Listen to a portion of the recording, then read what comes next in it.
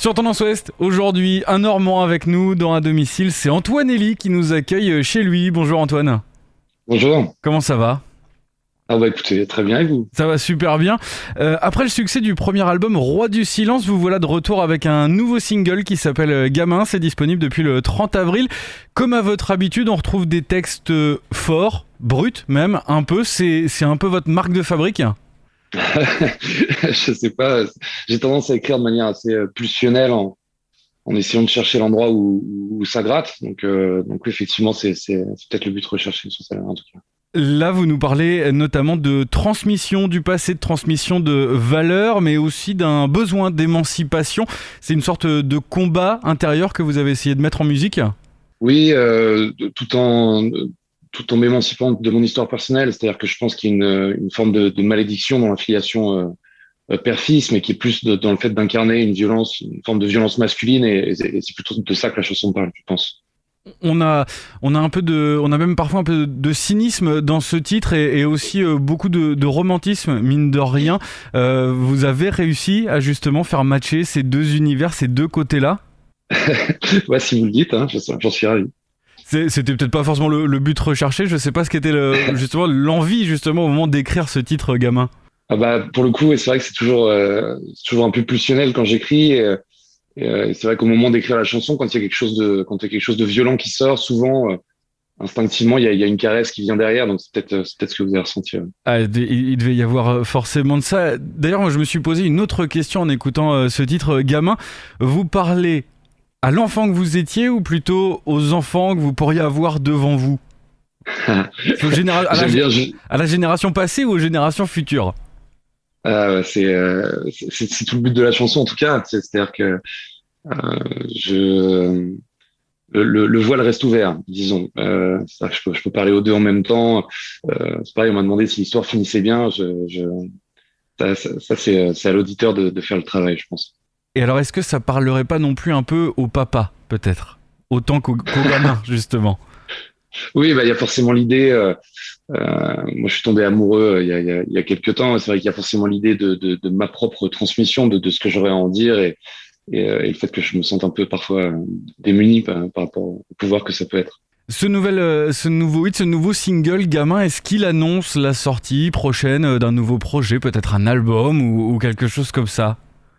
Ah bah oui, il y a toujours. C'est un morceau de projet, disons, qui peut avoir une vie indépendante, mais effectivement, c'est quelque chose qui arrive avec une fournée qui devrait pas trop tarder, j'espère. D'accord, donc là, au niveau du projet, vous en êtes où? C'est fini? Ça va bientôt sortir ou est-ce qu'il y a encore un peu de travail? Bah, c'est compliqué. C'est toujours difficile. C'est ce que j'ai vécu sur le premier album d'arrêter la production. C'est-à-dire qu'on continue à se voir avec l'équipe, on continue à faire des chansons. On commence à avoir quand même une série de préférés qui est difficile à clasher, mais si on a une nouvelle qui vient dans le projet, en clasher quelques-unes, ça reste très sain. Donc pour l'instant, l'album n'est pas officiellement arrêté, mais il commence à avoir une gueule qui me plaît beaucoup. On avait trouvé dans le premier album, Roi du Silence, des textes très introspectifs. Est-ce qu'avec ce deuxième album qui arrive, on peut s'attendre à vous retrouver, j'ai pas envie de dire moins à fleur de peau, mais est-ce que vous avez encore avancé dans cette introspection? Oui, je pense que sur le premier album, il y a un cri du cœur, quoi. J'ai tout mis dedans, quoi. Ouais. Après, ouais, voilà, c'est ça. C'était particulier de me présenter. Je pense que c'est pas la même démarche d'écriture. Je pense on peut y trouver quand même d'autres thèmes et peut-être une nouvelle façon d'approcher l'écriture. Après, je pense que c'est aussi une continuité du premier album. C'est-à-dire que ceux qui ont aimé le premier aimeront celui-là. J'en suis presque sûr. Donc on peut s'attendre toujours à des titres avec, vous le disiez tout à l'heure, une claque, une caresse? Une claque, une caresse, quelque chose comme ça? On essaye, on essaye. Ouais.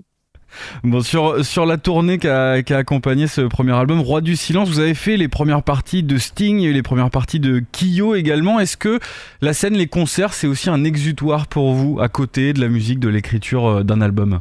Alors là, vous me parlez d'un truc que les moins de 20 ans ne peuvent pas connaître. C'est vrai. De ce dont je me souviens, il y a il y a quelque chose d'assez magique sur scène. Bon, ça va être des lieux communs, hein, ce que je vais dire, mais c'est vrai que c'est là où les chansons prennent vie, comme on dit. Moi, j'ai la chance de travailler avec donc Guillaume Lefebvre, mon batteur, qui est réalisateur du set, et Lucien Favreau, qui sont deux gars super et qui jouent super bien. Et il y a vraiment vraiment un nouvel univers qui se crée, un nouvel univers avec les gens qui se crée sur scène. Et c'est surtout ça que j'ai hâte de mettre en application, c'est de voir mes bébés exister différemment avec les gens. Bon, là, on imagine que les dernières annonces de voilà la réouverture des salles de spectacle, progressivement, ça va venir. On imagine que vous, les artistes, ça vous réchauffe forcément le cœur, autant qu'au public, ça, voilà, vous voyez le bout du tunnel, vous aussi, peut-être. Ouais, j'ai l'impression que la période nous a aussi appris à éviter de trop appréhender et à vivre un peu avec ce qu'on a aujourd'hui. Et j'espère que tout se passera comme prévu. Je nous le souhaite à tous. Évidemment, ce sera super quand on pourra enfin retourner à la normale, si normal, retour à la normale est possible. Là, vous, pour la scène, on imagine que l'étape de la tournée autour du nouvel album qui arrive, c'est encore là trop tôt, si l'album n'est pas encore tout à fait prêt, ou est-ce qu'on y pense déjà, on travaille déjà des choses dans votre équipe? De là à dire qu'on y travaille, ce serait un peu concret, mais oui, il y a des réflexions qui sont mises en branle autour de ça. Mais effectivement,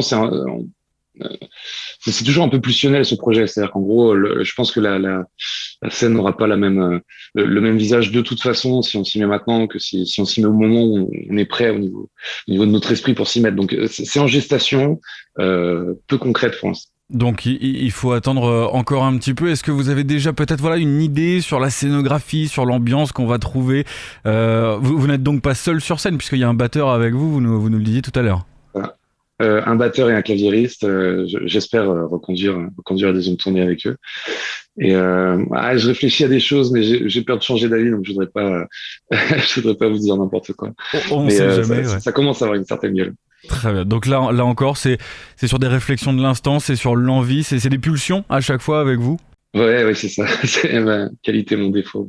Ouais, moi, je trouve que c'est plutôt une qualité par rapport à ce qu'on a pu voir du Roi du Silence, par rapport à ce qu'on peut découvrir. Gamin, ce nouvel extrait du prochain album à venir bientôt. Le single, il est dispo depuis le 30 avril. On vous le disait, c'est à écouter sur Tendance Ouest. Merci Antoine Ali d'être passé nous voir à domicile. Merci à vous. Merci beaucoup. Merci de votre accueil.